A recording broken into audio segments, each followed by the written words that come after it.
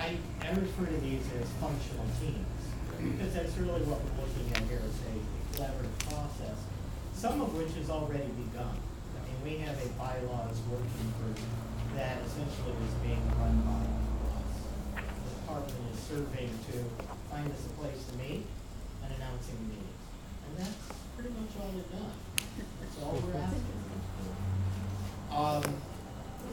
So the idea here is that you would hopefully have at least 10 people in each area.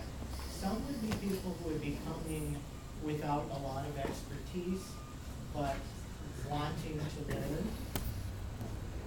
And so it serves an educational purpose. Others will be coming with a lot of expertise and knowledge that they can help with. I will give you one example in the public relations area. I was at the bonk meeting in December where Melvin from Gunn came and talked about our reach efforts. And I heard a lot about bus placards and announcements on Channel 35 and all the rest of it. And after a half-hour discussion, I finally stood up and said, okay, what's the message? Nobody's talking about message. Now, I've made my life in advertising for 25 years. It's about the message. So these are the kinds of focuses that some of us can bring to these things. And that ideally is what will happen. That there will be a collaborative team formed that will work. You know, some folks in the department are not quite as competent in some of these areas as some of us. Yet they understand how the city works. How sometimes you can't just walk in the door and say, okay, we're gonna do this. Because there are rules, regulations, union contracts, et cetera, which all create, to some extent, obstacles that you have to overcome to make the thing really happen. So everybody brings some particular skill set to the table. Hopefully in each of these teams we'll have all of the skill sets that are needed, and we'll work collaboratively. And some may be less than 10, some may be more than 10. I think the idea is that everybody who wants to pitch in can do so. Yes?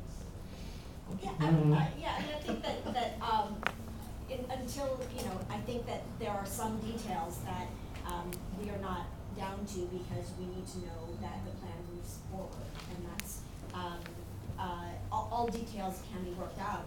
Nothing of this is really set in stone, but it has to do with the concept and figuring out how 80 councils vote for people is not really as difficult as it sounds. In the same way that I think that the city clerk took on our elections in a way more complicated than it needed to be.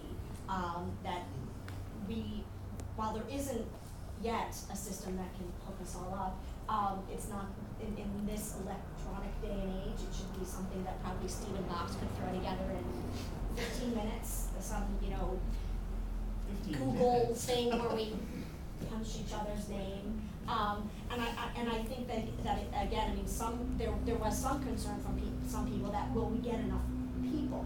So I don't think again that it's that kind of competitive. I'm going to protest that Dan is on the committee and has to spend another 10 hours a week doing work for free, and I don't get to. If I could just toss this on your because I haven't heard either Sean or Doug mention, an important part of the plan that these folks have put together is that it's saving money. That the neighborhood councils are stepping up here and saying we're not just asking for funding because we're neat folks and we do great things in the community, but they've actually put together a plan and assumed some of the responsibility for things like training and other things that are actually cost saving to the city. I think that's a nifty move. Hard to argue with. Yeah, and I would say this is not something that we're just sort of, at the starting point on. I mean, in our area in San Pedro, for instance, the 3 neighborhood councils, the treasurers of 2 of the councils are mentored by the long-standing treasurer of one of the other councils. I mean, people call me with Brown Act questions because they can't pay anybody who's been involved in it. We put on ethics training, which is really much more relevant to the councils than what's online. And we also do an hour-long session on how to run an effective meeting using Robert's Rules of Order.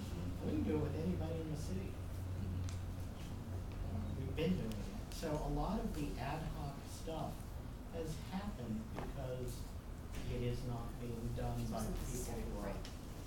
And we're looking to plug that into a structure, because if you know Exactly. Doug, you can call and say, hey, come and do this, but there are some councils, it takes a while to figure out who everybody is. Mhm. So you shouldn't have to know Doug in order to get that. You should be able to call Right. Doug and say, hey, we really need this kind of training, and have that come out. Now, it would probably be Doug that came out, but at Well, least not there's necessarily. a system that's in place. Right. It's the same sort of thing. I mean, it's not to say that any of this is so super new, and we've heard discussions of this in some of the speeches we've done about things that were going to happen that just hasn't happened yet. And so we understand it's a crisis and that staff is being cut, but we're looking to then fill that in.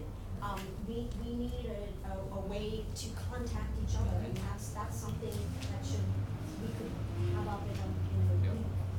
Well, let me say a couple other things. So,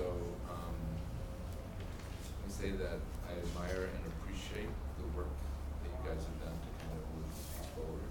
I can tell you immediately there are some parts of it that you're in full accord. So if we are able to outsource the funding program, you know, to the 3 names I've heard out there that have some capacity, we're gonna have to do an RFP process to do it. But California Community Foundation was actually in my head.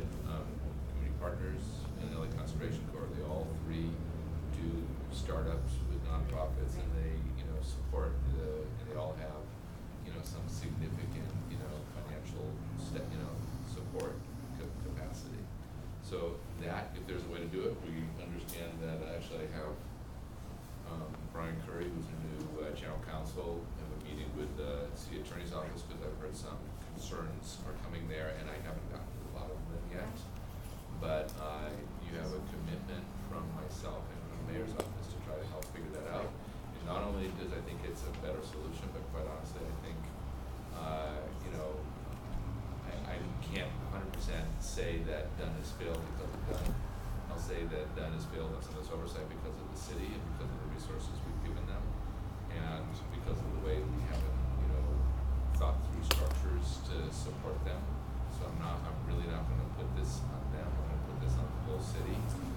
But I also know that in the environment where everybody from general fund positions are rushing to special fund positions, we've gone from 10 to 8 to 6 to now 4 people that are accountants over and done, and those people are gonna be the most sought after as the specialty rep positions disappear.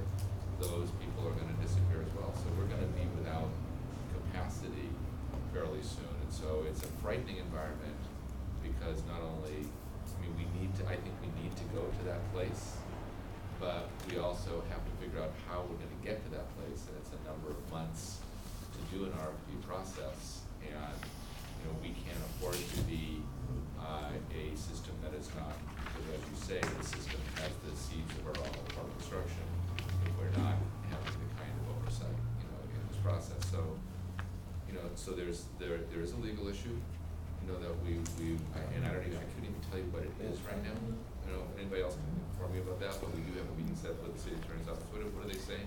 You might not wanna ask that question. Okay. Because the answer might be no. Yeah, okay, so I'm gonna Might just stay out of it for now. And there is, just so if they talk with you, that there is a CFO position, so that there is a liaison that would. Someone can be appointed. Yeah, I with that would just say, this